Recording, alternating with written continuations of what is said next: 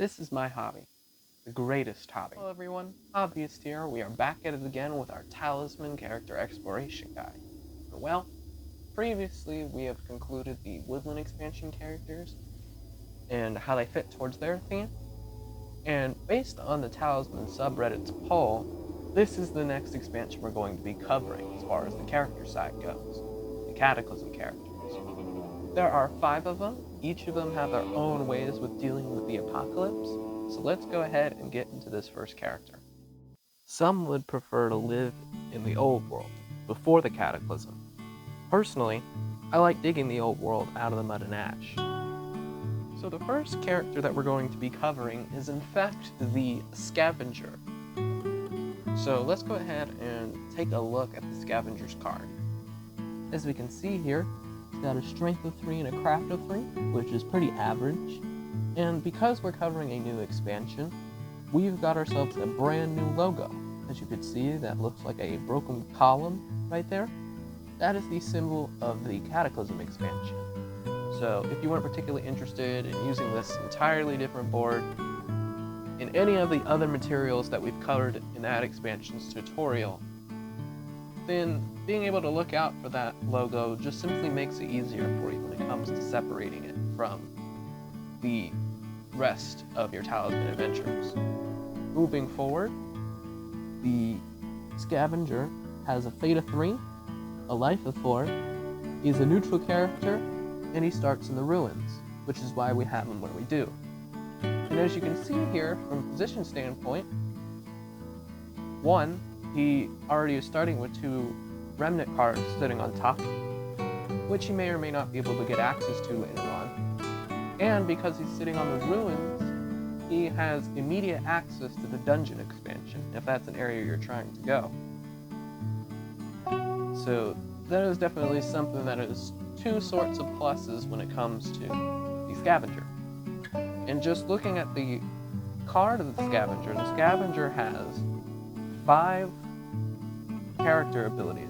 So let's go ahead and take a look and see what it is that the Scavenger offers for us in this brand new expansion.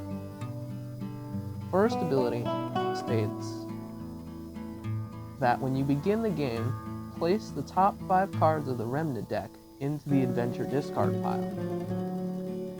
So, if this is our adventure deck, this is an example, as this is the new set of cards that we get. Inside of the Remnant deck itself, we got ourselves a variety of objects that were left behind during the Cataclysm, various events, places, and all that sort of thing. So, just take in the top 5. Here we are. 1, 2, 3, 4, 5. Simply enough. So when it comes to this first ability, it doesn't seem as there's very many immediate advantages when it comes to the Scavenger. But as we get further along down this card, we sort of start to see what it is that his kit actually allows him to do. So second ability states that you may carry any number of objects. So, unlike the Tinkerer when we talked about him inside the city expansion, there is no need for automated followers with the Scavenger. The Scavenger can literally take as much loot as he can possibly find. And that's sort of the premise of his whole character. The Cataclysm having changed so much of the board, and various spaces not being the same as they used to be, it becomes important to be able to scrounge up whatever valuables that you possibly can in order to get ahead. So, when it comes to your resources and the fact that you have this unlimited carrying capacity, you don't need to worry about getting a mule. You don't need to worry about getting a horse and cart or anything that boosts your carrying capacity because you have an unlimited amount. As long as you're finding objects, you're constantly able to just keep taking, which honestly is a really great thing for the Scavenger. And on top of that, because the Scavenger is a character who is more so focused on loot, you may treat you may treat all objects as if they had an encounter number of 1. So essentially, with the Scavenger, you can override events in order to take loot first. And like I mentioned in various other characters who may or may not be similar, being able to do this enables you to potentially grow stats quicker. Because of the fact that the Scavenger is balanced, there's no right or wrong way to be able to go about his stat building in order to progress inside of the Cataclysm, or just inside of any particular adventure inside of Talisman. So, being able to accumulate all of this loot will be able to provide various opportunities for yourself. Especially when you start thinking big picture, and you're going into the areas like the Woodlands, which is about 2 spaces towards his left, or the dungeon in front of him, or on the far right opposite side if you want to go to the city, or the far left if you want to go to the Highlands. It's definitely something that is within his wheelhouse for the Scavenger. And now, this 3rd and 4th character ability really enables you to visualize what it is that the Scavenger is capable of. So, his 3rd ability states that at the end of your turn, you may stash one of your objects by placing it on this card. If you lose an attack, the victor cannot take the object in your stash. Similarly, it cannot be taken by any character's special ability or spell. You may only have one object in your stash at a time. So, stashing objects with the Scavenger is a very valuable tool you have, and is always going to be circumstantial on whether you might be in the middle of a Warlock's quest, or if you're trying to do something very specific to either meet the ends of the alternate ending conditions, or if you're exploring the various regions that are available to you. So for example, if you wanted to be controlling the adventure cards, whether it be inside the various regions or just on the Cataclysm board itself, and you had the Orb of Knowledge in order to do that, well, maybe at that particular point in time you might want to be protecting that Orb of Knowledge, so you would stash that right on top of your card, so that way no one else could take it from you. Well, the other thing to keep in mind when it comes to that stashing ability is that it is only one object at a time. So you do have to be careful with which objects you pick, because the one object that you stash, everything else is exposed to being taken. So it's kind of a bit less of leeway when it comes to that side of the stashing ability.